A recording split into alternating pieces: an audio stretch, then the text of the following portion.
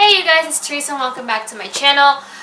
Today I'm going to be talking about I talked about my book of the week idea, so this is kind of it, but not so much in the vlog form that I wanted, because I still don't know how to do that essentially.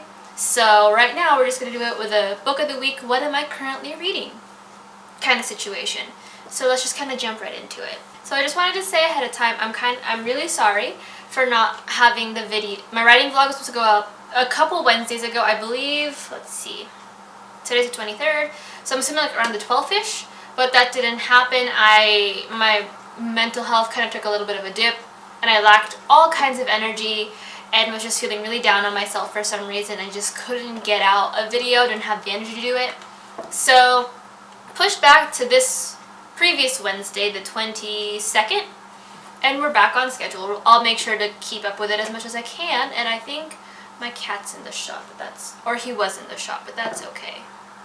But yeah, so this video will be up on Saturday, then I'll have the new series for you guys up on Wednesday, which I hope you guys liked, because I love the series that I have planned for this, so. Alright, so for those of you who don't know, I'm currently technically reading 2 books, and one of them is Edith Hamilton's Timeless Tales of Greek mythology, which I read back in high school, and I'm now getting back into doing for just for funsies, because you know me and my Greek myths, and I kind of want to see that rendition of Greek myths, because it has changed so much over the years. But that's not the book I'm talking about that I'm currently reading. The second book that I'm currently reading that I am almost done with, which I'm surprised, because according to Goodreads, I started this about 10-ish, 11-ish days ago, and I'm basically almost done. I have I think another 200 pages. But that is Needful Things by Stephen King. Now for those of you who don't know, Needful Things doesn't necessarily follow a single person, as most Stephen King novels tend to not follow a single person, but it's about this new antique, this new weird thrift store antique shop called Needful Things that sets up in Castle Rock, Maine, where the story takes place. And essentially everything there is really cheap. You can get something super fancy, probably for a few bucks, a fancy baseball card. Now the thing is, this store has a caveat to it. You get whatever you want, your heart's desires, but at a price. So you will pay for it pretty cheap, say a fancy baseball card that's special edition, hasn't been seen anywhere, probably for $1 when it should be about $600 for how it is.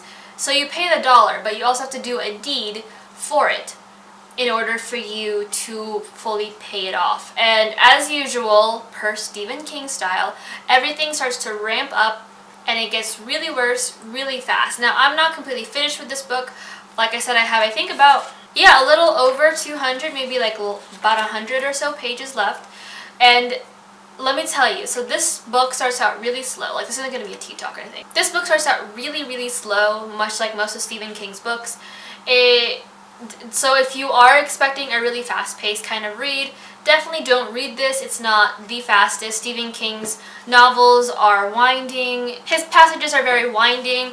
Way too much description with some of his characters and some of the situations going on. So, yeah. But I mean, once it hits and it keeps going up and up and up. Well, the speed of it, what's going on with the characters goes downhill in a matter of 5 pages, but the plot itself speeds up really fast, and it's really hard to put down once it does start to speed up, which I find very good, because the last Stephen King book I read was not that great. In my opinion, I didn't enjoy it per se, but this one I'm enjoying so far. I have a hard time putting it down. I find myself trying to figure out times where I can go ahead and pick it back up and read it, but essentially what I have planned is that, so far I've been enjoying it. Like I said, I'm almost done. Probably will be finishing it either tomorrow, probably tomorrow, not tonight. I can't finish this much Stephen King tonight. But something I would like to say though is that I think that there are I had forgotten while reading this book that Stephen King has a penchant. I know what the word means, I know how to use it in a sentence, I just can't figure out the spelling to save my life. But he has this penchant for body parts and over describing body parts, and sometimes it takes me aback because I'm sitting here I don't know why this part of the book was necessary, or why this specific in-depth description about a certain character's genitals was necessary to the overall plot, but okay, Stephen King. And those descriptions always take me off because he has this habit of going in depth about someone's body parts for what I think has no reason to it. So sometimes I'm just kind of slapped in the face with it, and I'm just like, okay, too many body parts in the span of like 2 chapters. But okay, King, we're going there. We're going there. And honestly, some of the things that are happening in here, oh yeah, if you're going to be reading this book, I just have to put a trigger warning on this, because for anyone who is particularly sensitive to animal abuse and suicide and murder, probably should wean off this book. But then again, if you're a Stephen King fan, you probably shouldn't be reading it regardless, because Stephen King has that habit of like death, essentially. So definitely be careful while reading this book, because one of the moving parts does involve suicide and does involve animal abuse. So that's something you should definitely keep in mind before you pick up Needful Things. However, if you are going to read Needful Things, highly, highly recommend it from what I've gotten so far. There's a lot of mystery to it. You really don't know what's going on. And when you think something's done, like a chapter or a part of a book has been closed and it's going to be put away on a shelf until the end, it's brought back up in the best way possible. So I'm trying to figure out what's going on as well, and I really hope that my guesses are correct. But right now I've given up on guessing with Stephen King, and I'm just going to assume that whatever is going on is just going to happen, and there might not be any rhyme or reason to it, but it's fine because it's Stephen King, and who doesn't love Stephen King? Because I certainly love Stephen King. But that is it for my book of the week thing. Like I said, I'll probably do these guys once a month. I don't really know the format of it yet, so it might change. Some might be vlog style, some might not. It kind of depends on my mood for the week and whether or not I have time to vlog, really, because sometimes, you know, more time than others, and that's unfortunate, but that is life. And, you know, it just kind of will depend on how I'm feeling in terms of whether or not I want to do a vlog or do it like this, how I normally do, like my writing vlog styles, or however.